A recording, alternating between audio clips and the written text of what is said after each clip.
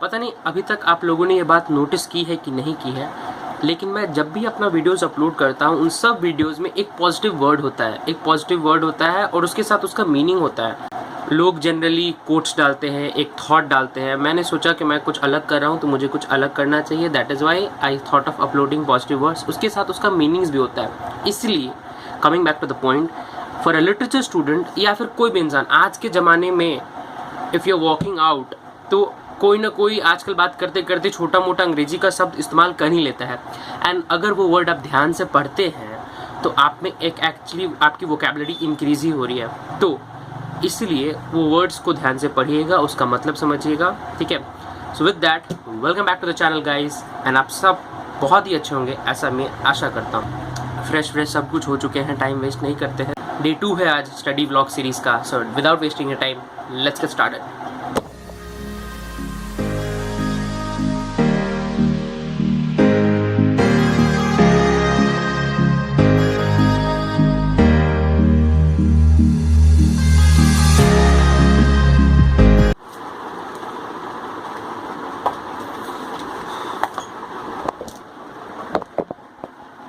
आप जब भी कोई पीस ऑफ लिटरेचर या कुछ भी कोई भी किताब कुछ भी पढ़ रहे हो तो सबसे इम्पॉर्टेंट चीज़ जो आपको ध्यान देने लायक होती है कि आपके हाथ में कुछ हो ना हो, पेंसिल ज़रूर होनी चाहिए।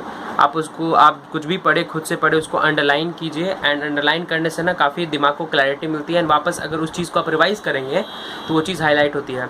लेकिन एक फन फैक्ट बताऊँ, अगर आप कोई चीज़ नया कुछ पढ़ रहे हैं खुद से एंड उसको आप अंडरलाइन करना चाहें तो आप ध्यान दीजिएगा, आप वही चीज़ को अंडरलाइन करेंगे जो चीज़ आपको समझ में आती है।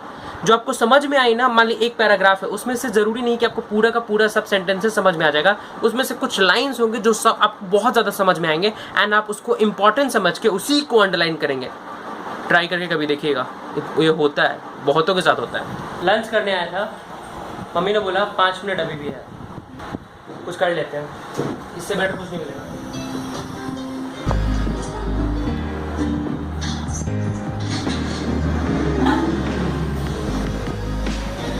और यहाँ पे हम लोग खेलेंगे सबसे बच्चा वाला गेम।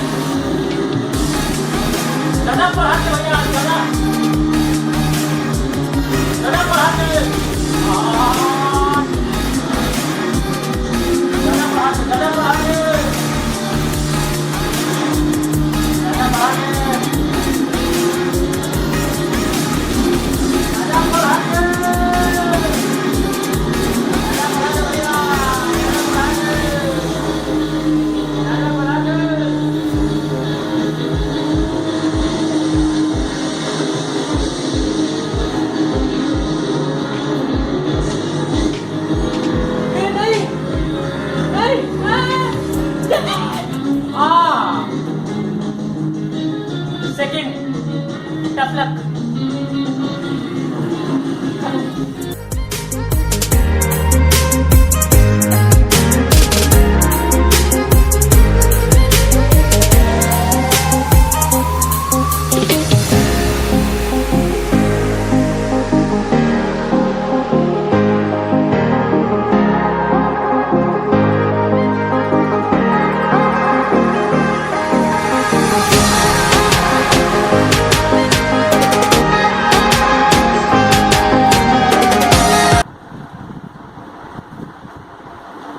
द रीज़न वाई हम अपना लिटरेचर या फिर मतलब लिटरेचर पढ़ना हमको शुरू से पसंद था, इंग्लिश शुरू से पसंद था, बट कॉलेज में हम इसलिए लिए थे, सोचे थे I will enhance my self, English और अच्छे से सीखेंगे।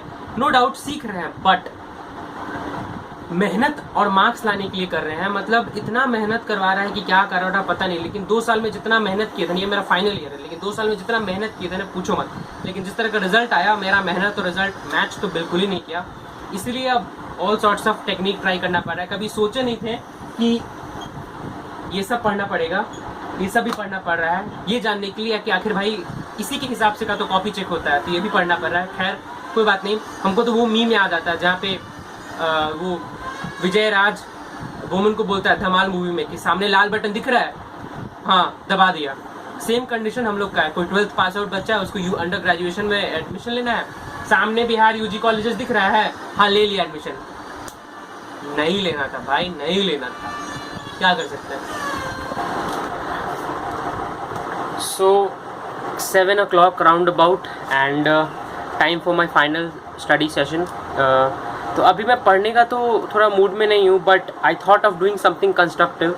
इसलिए मैं क्या कर रहा हूँ is that whenever I study a piece of, मतलब कुछ भी पढ़ता हूँ, एनीथिंग, एनी बुक और एनी सॉर्ट ऑफ थ्योरी वाला चीज़, एंड उसमें से कोई चीज़ मुझे समझ में नहीं आती है तो वहाँ पे मैं अंडरलाइन करता हूँ। और अंडरलाइन करने के बावजूद I have this small little diary with me, जिसमें मैं उन चीज़ों को नोट कर लेता हूँ ताकि मैं उनको बारे में बाद में सर्च करके उसको वहाँ पे पूरे नॉलेज को कंप्लीट कर सकूँ।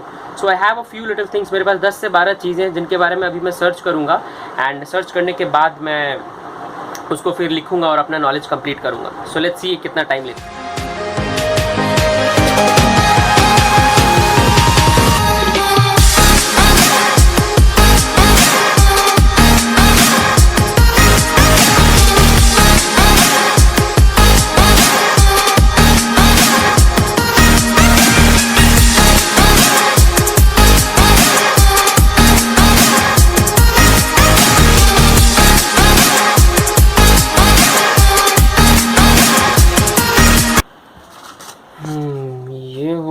ये हो गया, ये भी हो गया, ये भी हो गया। सो आई थिंक मेरा काम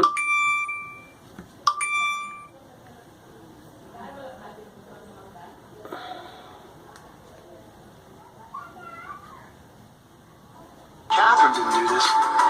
I did.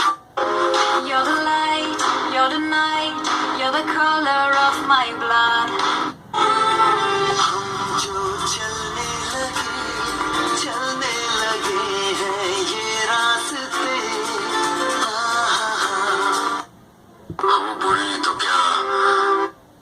How big is the universe?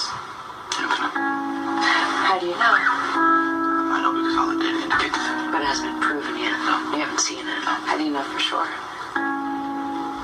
I don't. I just believe it.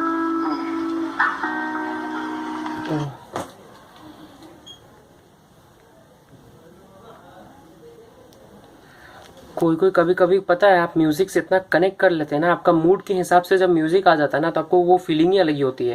And वैसे ही करके ये कुछ इंस्टाग्राम पेज है, बहुत सॉलिड सा पेज है, इंस्टाग्राम पेज है।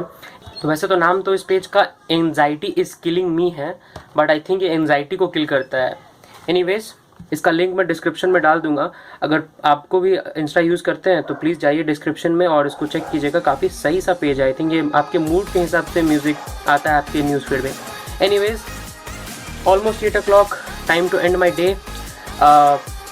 आई थिंक आज मेरा एनर्जी काफ़ी ठीक ठाक बैलेंस में था। आई थिंक कल से बेटर हुआ हूँ मैं, तो अभी भी बहुत सारा चीज़ करने के लिए बाकी है, एंड चीज़ करने के लिए इनफैक्ट बहुत सारा चीज़ पढ़ने को बाकी है।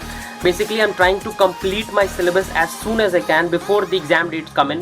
सो एज आई सेड, एक हाइपोथेटिकल डेट क्रिएट करना बहुत ज़रूरी होता है। सो एनीवेज गाइज, अगर वीडियो यहाँ तक देख लिया है तो प्लीज़ इसे लाइक और शेयर करो। सब्सक्राइब मैं आपके ऊपर छोड़ता हूँ, ठीक है। सो अंटिल देन, जय हिंद, बाय बाय, सी यू।